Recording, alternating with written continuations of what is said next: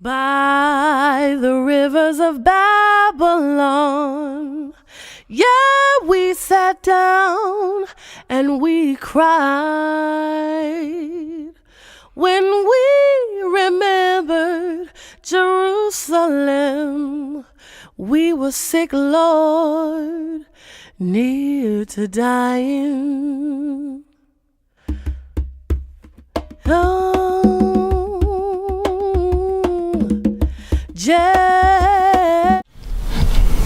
Shalom, shalom. Good afternoon, brothers and sisters.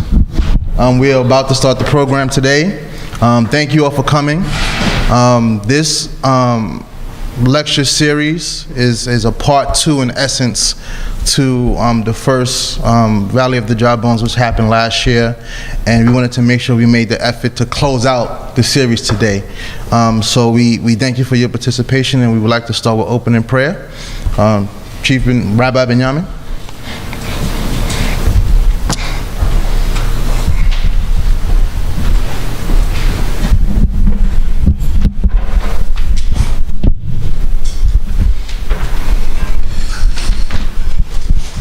Hallelujah. Hallelujah.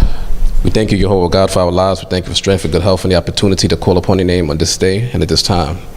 And asking that your presence would be here with us, and that you would bless us, that you would give us knowledge, wisdom, and understanding, and that you would guide us in the direction and the path that we should walk before you. We thank you for allowing us to have this opportunity here, and we ask that you would bless us to be fruitful, that you would allow everyone that is here to be blessed, and that as they arrive there safely, to arrive to their home safely once again at the conclusion of this event. We thank you for watching over us day by day and making sure that we are sustained with food, shelter, and clothing. So once again, we do ask that you would provide us with the knowledge, wisdom, and understanding necessary to carry on with our lives, that you would bless the works of our hands, that you would allow us to work together as a community and build ourselves up to be the nation that you intended us to be. We thank you for all of your blessings and all the things that you give us, and blessed be your holy name forever. Hallelujah. Hallelujah. Amen. Amen.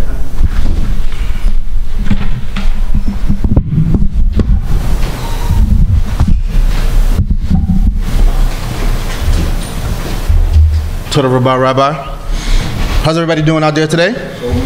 Hallelujah. So, before I call up the first speaker, the lecturer for this series, I just want to give you a brief on what this is. So, oftentimes, our people are bombarded with a lot of different issues that they are unaware of. And we don't come together to really make a strong effort on tackling the issues that we deal with as a community. Oftentimes we don't know. We don't know the things that the government has for us down the pipeline. We don't know the things that our enemies have for us coming down the pipeline. And we have to be aware of these things, because that's the only way you can make a sound decision, is if you have the knowledge of it.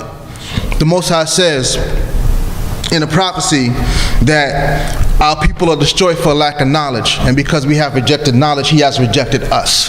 And the reason why we are rejected is because it's not that the information is not out there, we just refuse to get it and grab hold of it, and when we get it, we do nothing with it. So these days we are working on these workshops, not just lectures, but workshops. So at the end of this lecture, we want to know what ideas you have, because we have a series of solutions that may come up, but this is just our opinions. But what do you have in store? What do you know that you can do to help stave off some of the problems we're having with miseducation, with the AIDS epidemic, with mass incarceration? We need everybody's input and everybody's ideas.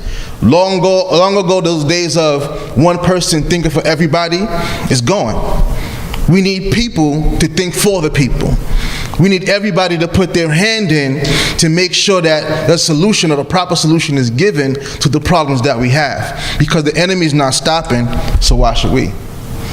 Every day you come, you see something new is changing.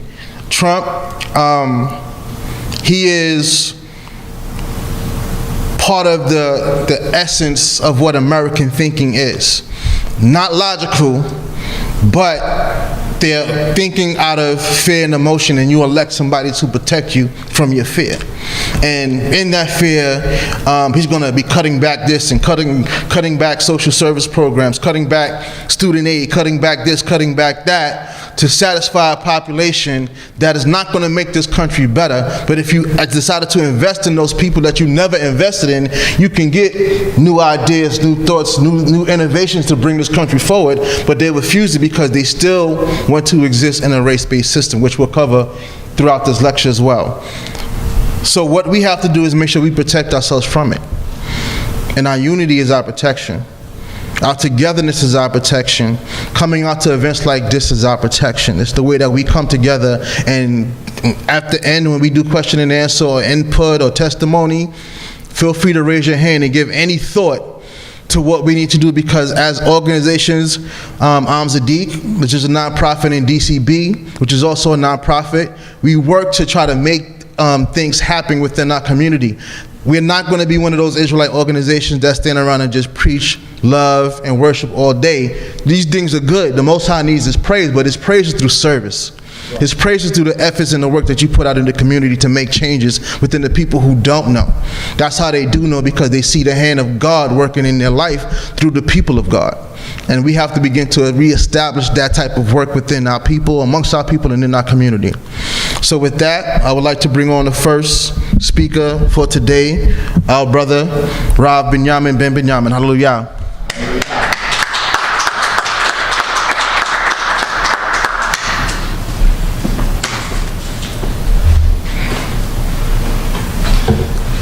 Giving all praise and honor to the creator of the heavens and the earth, the God of the universe, and thanking Him for the opportunity to be here at this time, and thanking everybody that attended here this day.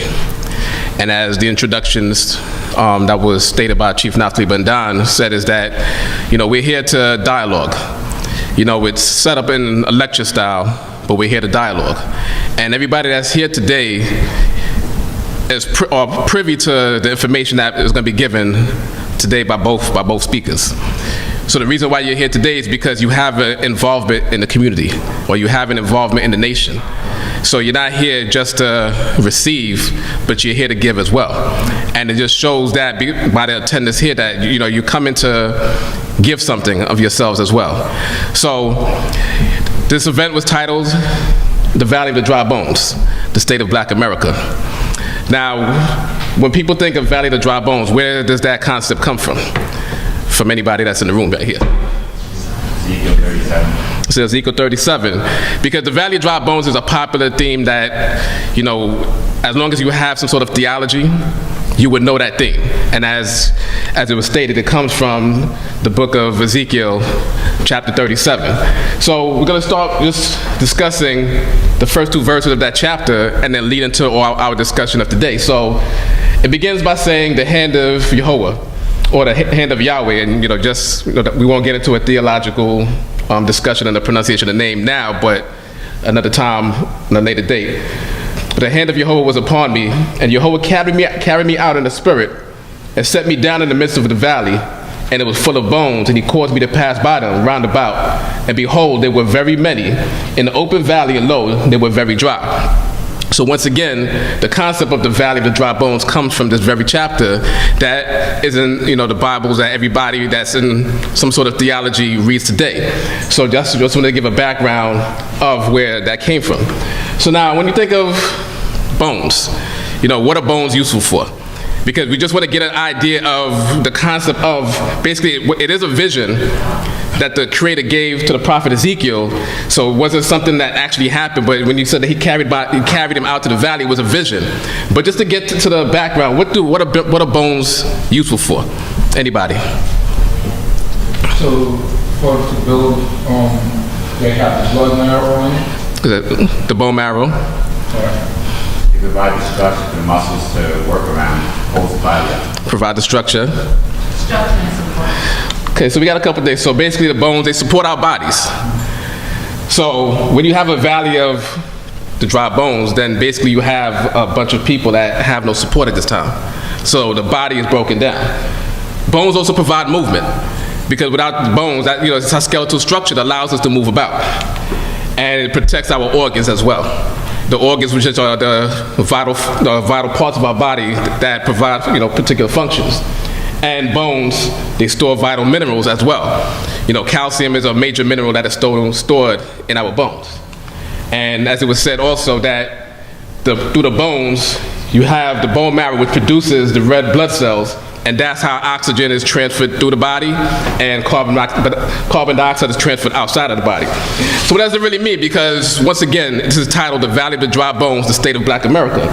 So how does this form of the Valley of the Dry Bones, or the concept of the Valley of Dry Bones, relate to what Black America needs? And the concept of race will be discussed later, but once again, we're just dealing in a general term that everybody knows when we talk about Black America or the black race in America. But once again, we'll get into the discussion of race later on. So in relation to what bones are for and what Black America needs, for our support of the body, we need a foundation. So we need our stability. We need something that's going to hold us together. And with the Provide movement, we need some sort of advancement. So once we have that foundation, now we can move forward, because we're not supposed to be in a stagnant state. As we grow from infants into adults, our bone structure grows with us, but it allows us to move forward. So in terms of Black America, we need some sort of advancement. We need some sort of movement so that we don't stay stagnated in the same place we always are. And as the bones protect our organs, what Black America needs is some sort of protection for our functions, because once again, each organ has a function within the body, and the bones protects those organs, so we need to protect our functionality. We have to have separate functions within the Black community, and we need protection for all of it in order for it to survive. Right. And as the bones store vital minerals, we need economic resources, because the minerals are basically resources. So what they would call Black Americans, we need some sort of economic resources in order to move forward. And also, as the red blood cells carry the oxygen through the body and carbon dioxide out, as Black Americans, quote unquote, we need to be able to transmit this information and the resources that we have all throughout the community, so it doesn't just stay in one place. And that's where it leads up to our advancement and our movement. So now, when we think of Black America, what do we think of today? Because once again, it's entitled The State of Black America. What do we think of when we think of Black America today? Anybody? Poverty. Anyone else? Think of just general Black people in America. Just like politically. Anyone else? What do you think of when you think of the term the State of Black America? What does that really, how does that stand out in your mind? So we heard poverty, not unified. We heard poverty, a political structure, identity crisis. So we're going to get basically into talking about the state of Black America at this point, which is once again the major topic of discussion. And also, I have here, and it'll show up here, that in the minds of most people, this is the state of Black America right here, which is this painting right here. And I just have to give credit to the painter, whose name is Katya Joseph. She participated in a Black-owned business expo put on by Kyle Events, along with Chief Nazi Bendown, who will be speaking later today. So in this painting, it reflects what most people may think of when they think of Black America. And what you see within it, number one, you see the American flag is turned upside down. And within there, you see the names of people that were gunned down, primarily by police. So once again, when people think of Black America, this is what they think of. That we're, as along with everybody says here, that, we shot down, we're being torn down from outside forces. And an interesting thing about this painting, it mentions all of the names here, from Walter Scott on the top to Michael Brown on the bottom. But then you see that there were certain letters that are written in red. And what the painter did, what the artist did, was basically say that we are not target practice when you look at all of that. So once again, that's what a lot of people think of when they think of Black America, of us being shot down and us being target practice. But the painter is basically saying we're not target practice. So we have to get out of this mind state, and we have to get out of that physical state. So there are things that we have to do to get out of this position. Within the painting, it reads the lines like "Land of the free, home of the slaves," and then you also see the image of outline of a person that's shot right there. So once again, this is the image that people think of when they think of the state of Black America, and that relates to one of the topics that you see in the flyer that everybody got when they came here, which relates to police brutality. So now when you think of the state of Black America, there's another thing in there that we're going to talk about right now, which is also in the flyer, which is the Jim Crow situation. Now, technically, we're not under Jim Crow laws as of the time. But we're going to see that how Jim Crow laws affect everything that Black Americans go through today. So now, what is Jim Crow? Anybody? It's a set of local or social laws directed toward Black people to keep them suppressed. Keep them suppressed. A set of laws that would... It was a set of laws after Reconstruction that was to keep the Black people suppressed, because at the time during Reconstruction they thought that we had too many rights at that time, so Jim Crow came in. Right, so basically Jim Crow, like if you extend it, it's a set of laws, statutes enacted by primarily southern states. There were laws that came towards the northern states of America, but primarily in the South, that began in the late 1870s up to the early 1800s, as it was mentioned, in the time of Reconstruction, which is the time after the Emancipation Proclamation, that legalized segregation between African Americans and whites. So it was a legal system, because once slavery was quote unquote abolished, the white slave owners had to deal with the situation of Black people being free in their territory.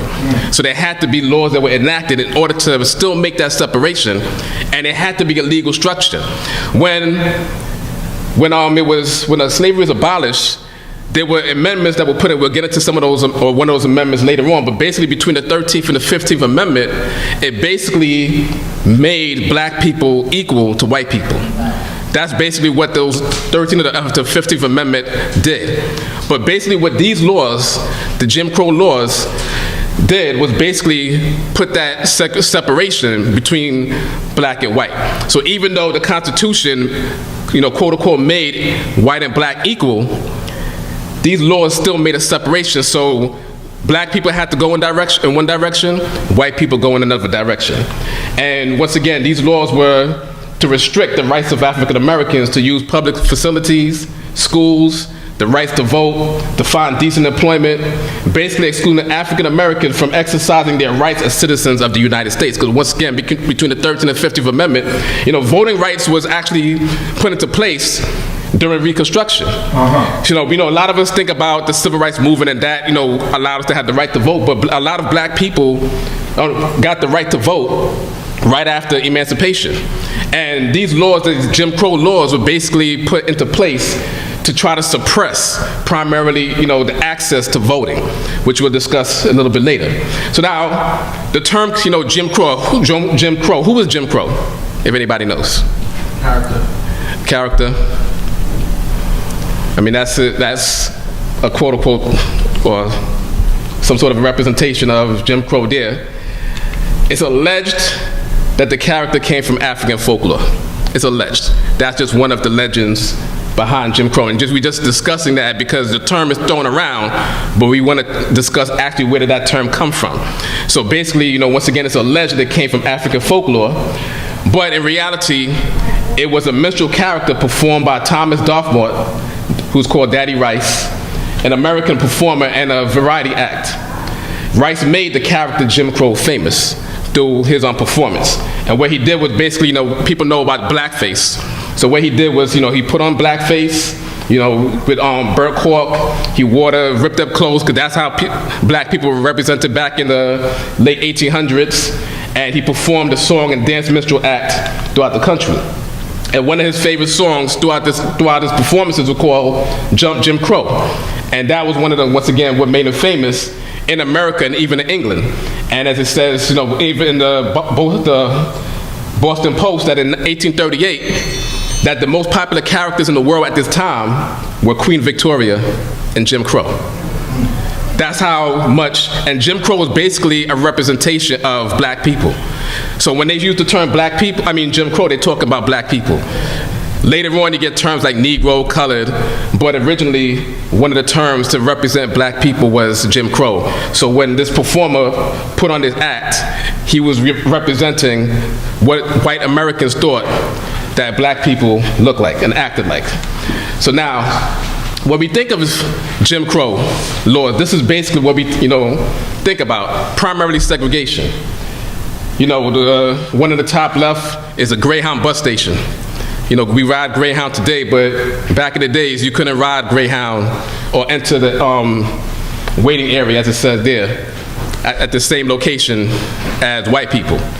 There was segregation all throughout, and that's what's basically legalized through these Jim Crow statutes, from even washing clothes, restrooms, even for the jobs, as it mentioned there, help wanted, they only wanted white people to work in certain jobs, and even like the water fountain, and waiting area once again. So primarily when we think of Jim Crow laws, we think of the segregation that was enacted as a result of those statutes. And then even here, there was, and it wasn't just relegated to us. Jewish people were on the same level as us, as we see here, as well as dogs on the left. Then on the right, along with dogs, we have us, again, as they represent us, and Mexicans. So nobody was exempt. And as you go further west, during the late 1800s, early 1900s, Chinese got it, Japanese got it. So basically white Americans wanted to separate from everybody. We know that it was primarily us, and we felt the bulk of the statutes and the lynchings and everything that we're gonna discuss briefly, but everybody was in on it. So Jewish people today gotta remember their past, because they were in the same position as we were. And as the Mexicans, they're feeling it today, as mentioned earlier, that the new President Trump, has this verbal attack on Mexicans. But this is going back, when he talks about making America great, it's going back to where it was in the late 1800s, where everybody was separated from white America. But what's interesting about trying to separate the Mexicans is that this is the original Mexico. Well, one of the original maps of Mexico back in 1847. That's right. 1847, California, Arizona, New Mexico was part of Mexico. It wasn't part of the United States. Go back even a little further, just a little bit further, 9 years. 1838, Texas was part of Mexico. So if you really want to talk about building a wall and making America great and going back, get rid of some of those states that are right there. But we digress and just getting back to Jim Crow. So now, we're just going to talk about Jim Crow etiquette. Not really the law so much, but there was a certain etiquette, certain things that, black people knew that they were just supposed to do and the way that they were supposed to act. So a black male couldn't offer his hand to shake the hands of a white male, socially, for whatever reason. That was etiquette. Blacks and white were not supposed to eat together, and if they did eat together in the same location, whites would serve first, and there was some sort of partition between the blacks and the whites. Also, under no circumstance was a black male to offer to light the cigarette of a white female. That gesture implied intimacy. Because once slavery was abolished, and you read throughout the history, there was this idea of the black male that wanted to attack white women and wanted to rape white women. That there was this ideal that black males just had so much sexual energy that they couldn't control themselves, and that was the fear that was instilled on their daughters to keep them separate from us. And there were laws that were such as this to make sure that we were kept separate from them. Also in etiquette, blacks were not allowed to show public affection towards one another. So not only in public you can't show or extend your hand to a white person, black people were not allowed to show affection, like a husband and wife were not allowed to show affection to one another in public. And it also prescribed that blacks were introduced to whites, never whites to blacks. So for example, Mr. Peters, who's a white person, would say, "This is Charlie, the black person that I spoke to you about," but the introduction wouldn't be vice versa. And also, whites did not use courtesy titles of respect when referring to blacks. For example, Mr., Mrs., Miss, Sir, and Ma'am were not used towards us. So think about generations of white people thinking this way towards black people, not even addressing us in a form of respect. So when we think about the state of black America today, a lot of this is ingrained on both sides. So both black and white suffer from these Jim Crow statutes that were enacted back in the days. Also, a black person who rode in a car driven by a white person, the black person sat in the back seat on the back of a truck, which is something that, you know, we know about all throughout our history, that there was always a separation, even in travel, especially once the rail cars started becoming popular. They had separate rail cars for white and black. And even when driving, white motorists always had the right of way at intersections. So much for the four-way stop sign. If you pull up first and the white person pull up after, you got to give them the right of way. And that was a law. And you would get a ticket if you didn't yield the right of way in the road to a white person, to a white motorist. But in reality, other than the segregation, this is what Jim Crow led to. The lynchings that we see here, that we see in the pictures. They weren't technically legalized, but they were a result of that separation and that fear that was instilled within white people towards black people, that they had to basically get rid of them from their territories because they could no longer enslave us, so they had to figure out a way to get rid of us. But they couldn't get rid of us completely and just ship us wherever they felt like it, because the Constitution made it legal that, you know, everybody's the same status. So as a result, these are the things that happen. But when you have that separation, when you have the segregation, and when you have police forces that are not your own, nobody's gonna, you know, justify you in any case. So therefore, lynchings became rampant. And as mentioned earlier, one of the goals of the Jim Crow laws was to make sure that we didn't vote. Because right after, once again, the Emancipation Proclamation, there were a lot of black people that voted, and there were a lot of black people that entered into politics, a lot of black people that became senators in the South. And that became fearful to white people. So that was one of the reasons why the laws were enacted to make that separation, and also lynchings were put in order to instill fear in black people, as it says in the bottom one, that person voted, so therefore that person was lynched because he voted. So now, there's a precursor to the Jim Crow statutes, which are the black codes. Anybody know what the black codes are?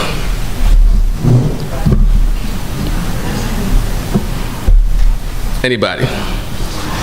So the precursor, this is basically a follow-up of what they were called slave codes, but this is the precursor to black codes. I mean, the precursor to Jim Crow laws, because these codes were actually abolished once Reconstruction period was in motion. So therefore, a lot of these things were once again abolished, but these are the codes that actually entered into Jim Crow statutes. So basically, the black codes are, in U.S. history, any number of laws enacted in the states of the former Confederacy after the American Civil War and intended to assure the continuance of white supremacy. They were enacted in 1865 and 1866. The laws were designed to replace the social controls of slavery that had been removed by the Emancipation Proclamation and the 13th Amendment of the Constitution.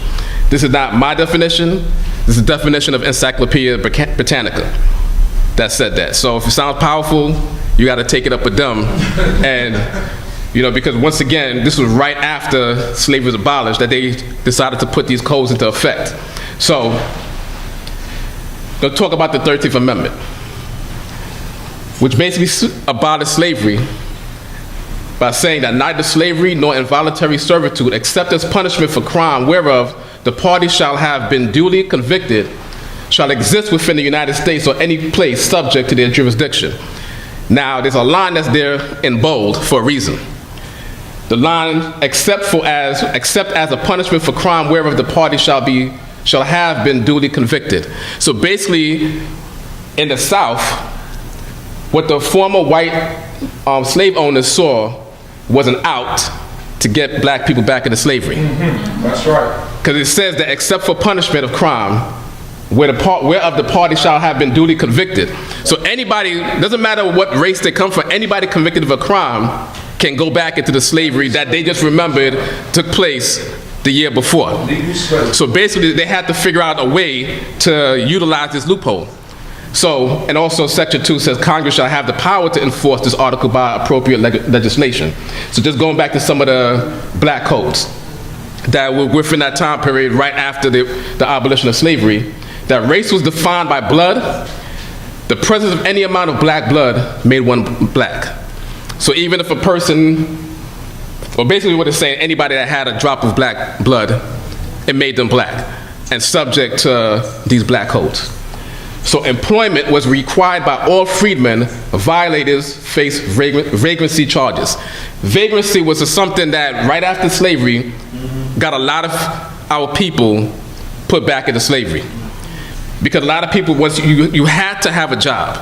And if you couldn't prove that you had a job, you would be locked up and sent back to slavery in some form. It may not have been the full form that we know with the chains and shackles, which did happen, but it was some sort of imprisonment.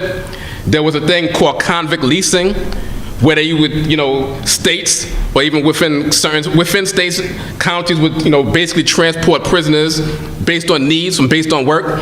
So basically something that somebody not having a job would be classified as a felony. They would be convicted and be put back into some sort of form of slavery. And freedmen were not allowed to assemble without the presence of a white person. So if there was any gathering of black people anywhere, whether it's a religious gathering, a social gathering, if there was no white person there present, everybody's getting locked up. And these were the codes that were enacted once again right after slavery was abolished and right before the Jim Crow era, right at the institution of the Reconstruction period. Also, there's some more black codes. Freedmen were assumed to be agricultural workers and their duties and hours were tightly regulated. So once you were freed, the only job that they said that you could have is to be an agricultural worker. You couldn't be, it's not listed, couldn't be a barber, couldn't do anything else. You had to be an agricultural worker. So now if there's not enough work or not enough agricultural work, then you become a vagrant and then you get locked up for vagrancy. Freedmen were not to be taught to read or write. So they found once again, let's talk about freedmen. It's talking about freed men and women, post-slavery, that we were not allowed to read or write. If we were found reading or writing, it was a felony, and you're getting put back into slavery based on the 13th Amendment. Also, public facilities were to be segregated. And this is the precursor to Jim Crow statutes, that where segregation comes into play. And violators of these laws were subject to being whipped or branded. Because once again, they're going back into that form of slavery concept that we were just freed from. So even some more black codes. If you walk beside a railroad, it's a felony. Loud speech around white women was a felony. Wow. You sell farm property after dark. Wow. It's a felony. You spit. It's a felony. Public drinking or public drunkenness. It's a felony. Loitering in public spaces. Felony. Wow. Some of these things we know of today as misdemeanors. So some of these things, once again, we talk about the Jim Crow legislation and how it transferred to today. Because, a lot of times when we get locked up for something and they go in our background, they say that this person has a rap sheet. Sometimes the rap sheet is something simple as public urination, drinking in public, but it's just that they want to put that demeaning character upon us. And once again, all of this started back from the black codes. But these were eventually abolished quickly. Because there was a fight between the North and the South, and everything was, President Lincoln was assassinated, and his successors was fighting to keep the country together, so they got rid of basically the black codes. So now, we dealt with the Jim Crow. So now, what that led to, with everybody getting locked up, is another thing in the flyers called mass incarceration. And that mass incarceration lasted from then, even up until now.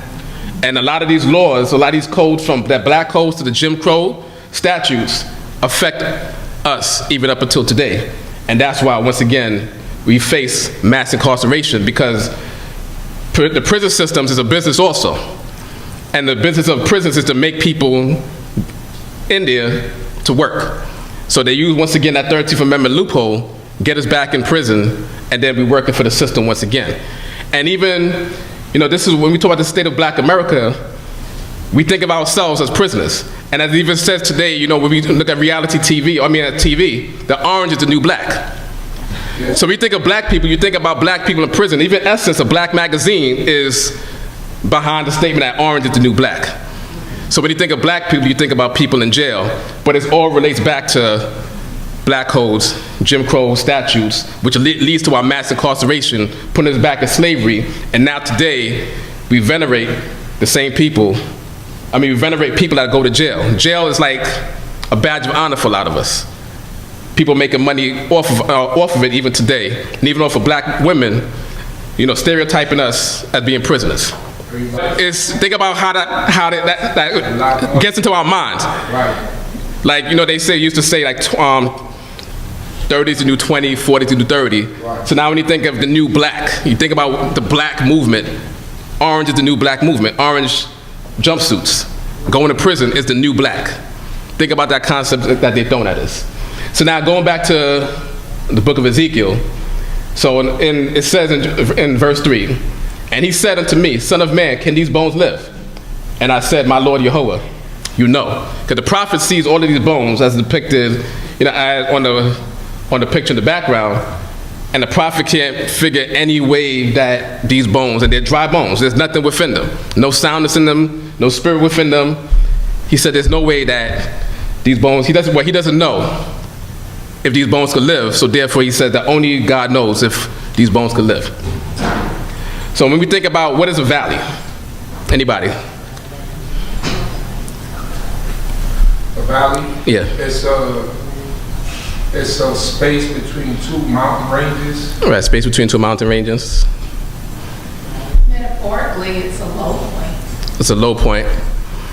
So, literally, as it was stated, a low area of land between hills or mountains, typically with a river or stream flowing through it. So, along with the point of it being a low point, it also gives us some sort of hope.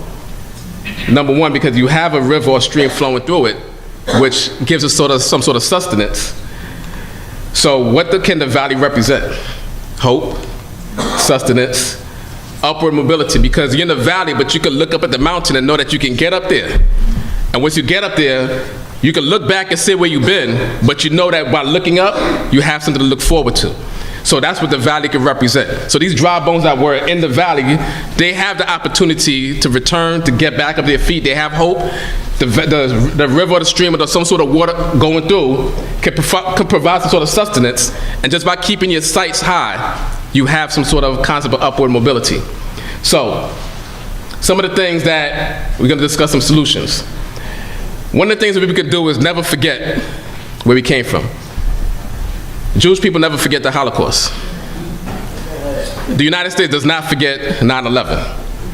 These things happened recently. So why should we ever forget this? So as long as we never forget that, and it's not that we're trying to bring our mind state back to that, but you want to make sure you never get back to that point again. So when they talk about never forgetting the Holocaust, Jewish people make sure that they will never get to the point that somebody could do that to them again. When America thinks of 9/11 and never forgetting that, they think of protecting this land to the point where that could never happen on this land again. So when we think about never forgetting, it's not that we think of ourselves as slaves and that we want to avoid that image in our mind. We want to make sure that we never get back to that point ever again. So one of the things we can do is build our men. So we start with our sons. So we raise our sons, we teach our sons, and make sure that they're led in the right path. Because once again, we're dealing with working on making men. So you start with the sons because they start off as, as children. You build them up, you teach them the right way, make sure that they're educated, so then they become proper students.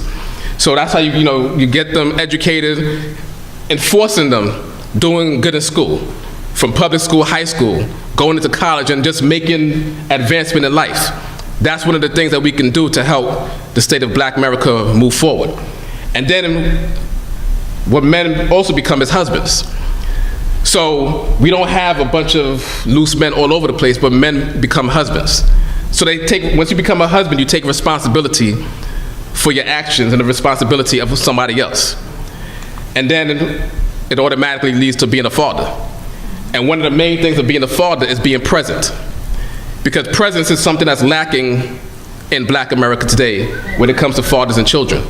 So these are the things that we have to instill within our sons, leading them, once again, to be students, teaching them how to be proper husbands and teaching them how to be proper fathers. And that's how we get out of the cycle that we're in. And we have to change our image. The image that's given to us, we have to make sure that we get that out of our minds and out of the minds of our children and our brothers and sisters.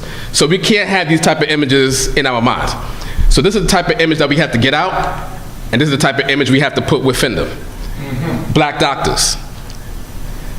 You can show them black lawyers, successful black people. These are the images that we have to instill within our people so that therefore they can know that there's a way to have hope, to get out of that valley and to move up on the top of the mountain.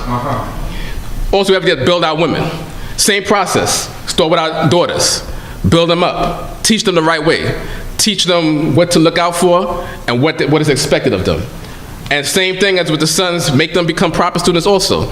Everybody has the opportunity to become a good student and a good worker, whether it's male or female. So we teach, our daughters to be proper students and go through life properly as well. So they become proper wives eventually, knowing how to be responsible in a family, and of course, becoming mothers.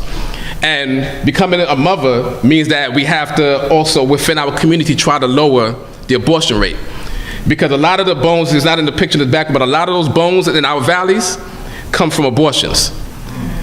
We could talk about the mass incarceration, we could talk about police brutality, but abortion has killed millions of black babies from even the 1970s, even up until today. So we've lost probably more people to abortion than to black on black crime, police brutality, and even some of the things that we spoke about earlier today. So when we talk about being, teaching women to, building out women to be mothers, this is the thing we have to instill with them as well. And change the image as well. Because this is the image that they like to show us on TV of what our women are. Ratchet TV. But we have to show our daughters this type of image right here. Give them something to look forward to so they're no longer in that valley, but they move up to the top of that mountain. So now we're just gonna deal with, we have to become educated. The economic aspect of what we could do as Black Americans will be touched on later on today. So just wanted to touch on the social aspect, the family aspect. Now we're gonna talk about information because we have to become educated. And that just comes from reading books. So just briefly, I'll just mention some of the resources that were used for the same lecture. Read books, simple books, and once again, this give these to your sons and your daughters, and when they're going to school, give them these type of books to read. 100 Amazing Facts About the Negro by J.A. Rogers. You could also Babylon to Timbuktu by Rudolph Rensler. Also, Before the Mayflower by Lerone Bennett. Books such as The ISIS Papers, The Keys to the Colors by Dr. Frances Cress Welsing. Well, that was the original name. I know her name was changed back. Also, Slavery by Another Name. And once again, this is where a lot of the information came from. And if you don't like to read books, there's a documentary of this for free on the PBS website. But it's always good to read. So once we get to talk about the solutions, we have to get back into reading and becoming informed. But you can watch the 1.5 hour documentary, which covers a lot of topics in this book. And also, The New Jim Crow, which talks about the mass incarceration of our people, written by Michelle Alexander. Also, if you like documentaries, the documentary 13. You can find it on Netflix. If you don't have Netflix, you can find it on the internet somewhere. Get it from somewhere. Shalom, everybody. I just want to say that I'm also reading a book that's called From Hebrews to Negroes. And it's a book by Ronald Dalton. And it will blow your mind. So we get somebody to write that down in there. Big book. From Hebrews to Negroes. So that's another book that that's recommended that we get the name of that and then distribute that as well. And then the namesake for this whole series, The Valley of the Dry Bones, the conditions that face black people in America, another book by Dr. Rudolph Windsor, which speaks about some of the things that we spoke about here today. So now, as we get into the latter part of the prophecy or the vision of Ezekiel, it says, "Then he said unto me, Son of man, these bones are the whole house of Israel. Behold, they say our bones are dried up, and our hope is lost, we are clean cut off. Therefore prophesy and say unto them, Thus saith the Lord Jehovah, Behold, I will open up your graves, and cause you to come out of your graves, O my people, and I will bring you to the land of Israel. And you will know that I am Jehovah, when I have opened your graves and caused you to come out of your graves, O my people, and I will put my spirit in you, and you shall live. And I will place in you your own land, and you will know that I, Jehovah, have spoken and performed it, says Jehovah."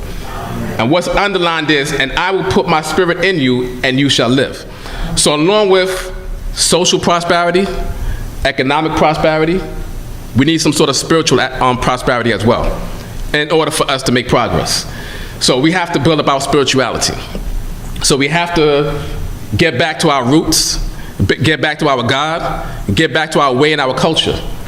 Get back to the roots of whether you want to call it African culture or Asian culture or Afro-Asian, but we have to get in touch with who we are and where we really come from and who truly is the creator of the universe. So that's why we have to build up our spirituality. So once again, it's not about our economic progress or our social progress, but above all, we have to build up our spiritual progress as well. And now when I talk about spirituality, I'm not talking about religion. Religion is some sort of system that people made up and cause people to follow, and it does not necessarily lead you to any type of prosperity spiritually. And it definitely doesn't necessarily lead you to any type of prosperity financially, unless you're one of these people. Anybody know who these people are? Because these are some rich people in the world. But these people aren't doing anything for the communities that they're in. So we talk about, I can't pronounce the last name, but he's worth $50 million. He's a preacher in South America. Creflo Dollar's worth $27 million. Not doing anything really for the community, but he's worth $27 million. David on the end, Nigeria, $150 million. Actually one of the richest people in the world, actually. Wow. Preacher in Nigeria. But Nigeria, all throughout the country, is living in poverty. And the one in the bottom left, another name I can't pronounce, I don't want to pronounce the name incorrectly. 39 million. Once again, these are people that's on Forbes list by just preaching. T.B. Joshua, worth 10 million. And then T.D. Jakes, one of the richest pastors in America, 147 million. Yeah. Preaching, writing books, doing lectures, movies, but not really helping anybody. So once again, spirituality is not really connected to religion. So we have to uplift our spirituality. So these are the type of images we have to get back to, letting our women know that they have the world within them. So they don't get rid of their babies, they have the world within them. And then our men know they have to give the world to their children. And that's what we have to get back to. So we, once again, just thanking the Most High for this opportunity. And we continue to speak about more of these things that are happening to us.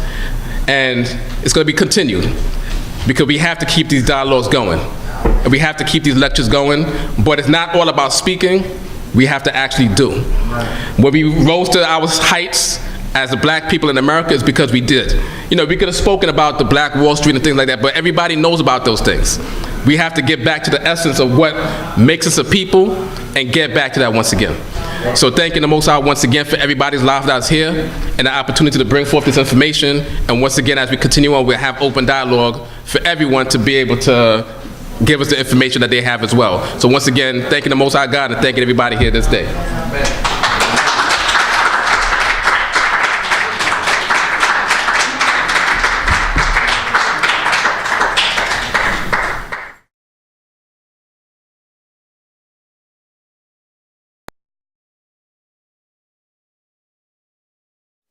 Shalom, brothers and sisters. My name is Chief Uzi Alawi. I'm one of the teachers of Congregation Bay D.C.B. That's Bay, CHOKMAH BINAH, which stands for House of Knowledge, Wisdom, and Understanding. We're glad that you joined us and that you enjoy our presentation, that you enjoy our services and everything that we do. All of the different things that we do as a congregation is to edify God's people and to bring people to a higher understanding.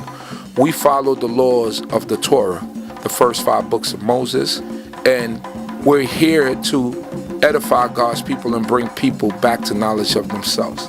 The so-called Negro, the West Indian, the Caribbean, the people in South America, Central America, and those black people that were scattered to the 4 corners of the earth, that they are the true house of Israel.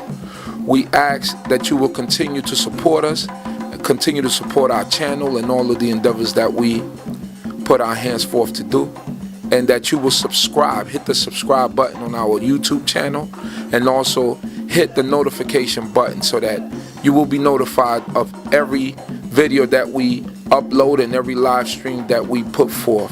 So we thank you once again for your contributions, for your help.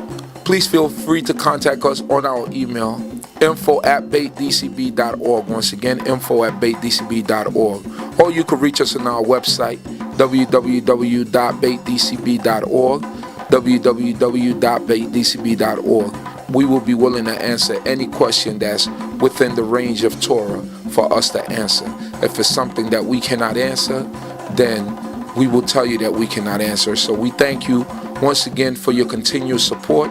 We thank all of our subscribers and all of our members who continue to follow us and continue to the videos and continue to support us in all the things that we do.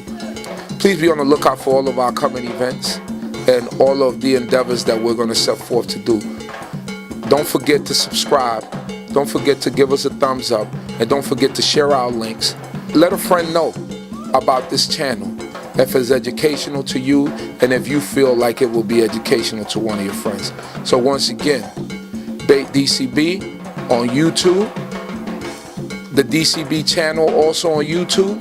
If you put it on the search, and you will find us. We thank you once again for your undivided attention, and we thank you for all that you continue to do to make us the channel that we are today. Thank you, and everyone have a blessed day.